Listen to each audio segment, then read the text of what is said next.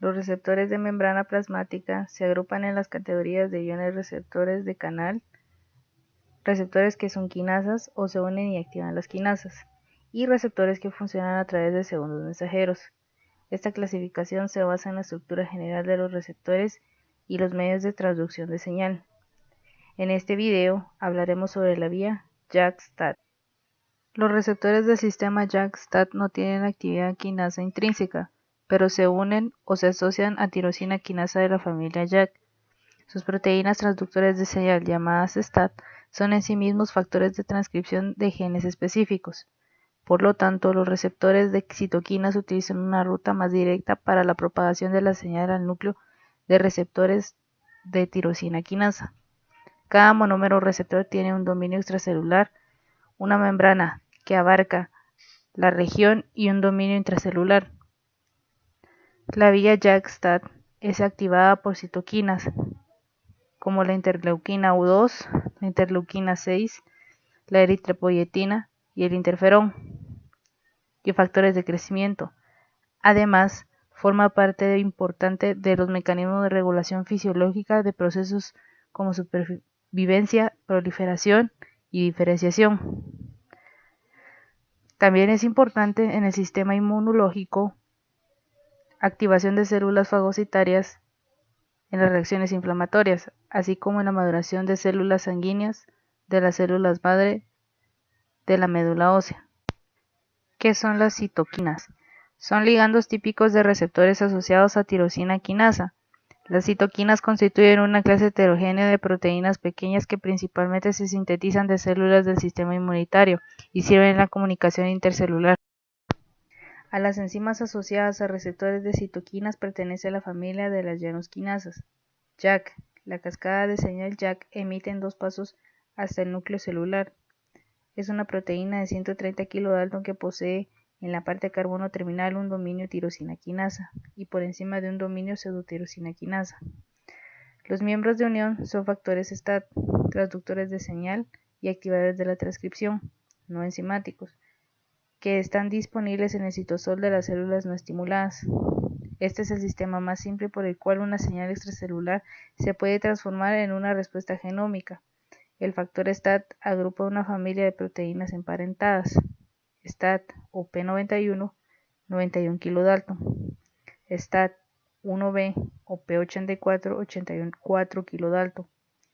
Y STAT 2 o P113, 113 kilodalton, las cuales participan en la activación de genes con capacidad de ser inducidos por las citocinas y los factores de crecimiento. Pasos de señalización del receptor.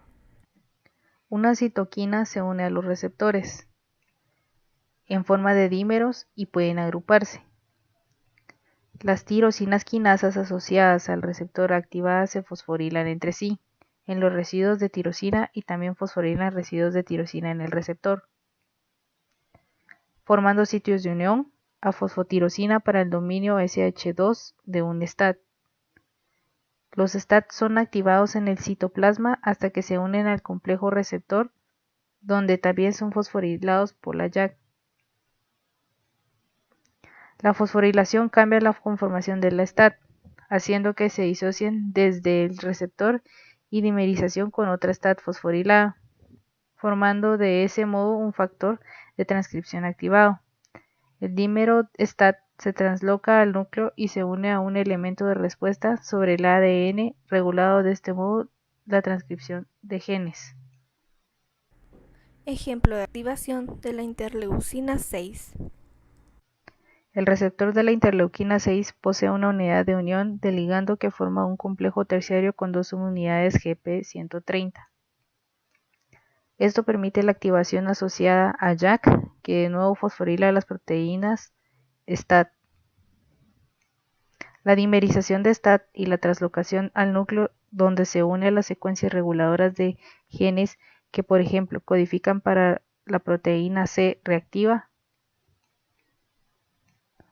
PCR o el fibrinógeno, puesto que su expresión cambia en la fase aguda de la inflamación, se confirma también como marcadores si se habla de proteínas de fase aguda. Mecanismo de transducción JAK-STAT del receptor eritropoyetina. La unión de eritropoyetina, EPO, provoca la dimerización del receptor de EPO que permite que JAK, una tirosina quinasa soluble, se una al dominio interno del receptor y lo fosforile en diversos residuos tirosina. En una ruta de señalización, el dominio SH2 de la proteína STAT5 del grupo de proteínas STAT se une a residuos P, tirosina del receptor, poniéndolo en la proximidad de JAK. La fosforilación de STAT5 por JAK permite que dos moléculas de STAT dimericen, cada una por unión al residuo P-tirosina de la otra, exponiendo de esta manera una secuencia de localización nuclear NLS que dirige el dímero para su transporte al núcleo. En el núcleo STAT5 provoca la expresión de genes controlada por EPO. En una segunda ruta de señalización, después de la unión de EPO y la fotofosforilación de JAK, la proteína adaptadora GRB2 se une a P-tirosina de JAK y desencadena la cascada MAPK, al igual que en el sistema de la insulina. Inhibidores de la vía JAK-STAT. La señalización a través de la vía JAK-STAT es controlado firmemente por una serie de mecanismos distintos. Reguladores claves de esta vía son supresores de las señales de citocinas, SOX, proteínas inhibidores de actividad, STAT, PIAS, y proteína tirosina fosfatasas, PTP. Las proteínas SOX son los reguladores primarios de la vía JAK-STAT. Actúan como pseudosustratos de JAK para inhibir la señalización JAK-STAT. También bloquean la activación de STAT y múltiples componentes de la vía JAK-STAT por ubiquitina mediadora de la degradación proteasomal. Las proteínas SOX forman un clásico bucle de retroalimentación negativa de la señalización de citocinas. Las PIAS son proteínas que interactúan con los dímeros de STAT activados e inhiben transcripción STAT mediada. Estas proteínas reguladoras también modulan las propiedades de unión del ADN. Las proteínas PIAS se expresan constitutivamente e interactúan con los dímeros de STAT activados para inhibir la transcripción mediada por STAT. Las PTP desfosforilan residuos tirosina importante en varios componentes de la vía, de tal modo atenuando señalización JAK-STAT. Una familia principal de la PTP es la fosfatasa, que contiene el dominio SH2, compuestas de SHP1 y SHP2. Las proteínas SHP se unen a receptores fosforilados, proteínas JAK y STAT, mediante su dominio SH2 para facilitar su desfosforilación.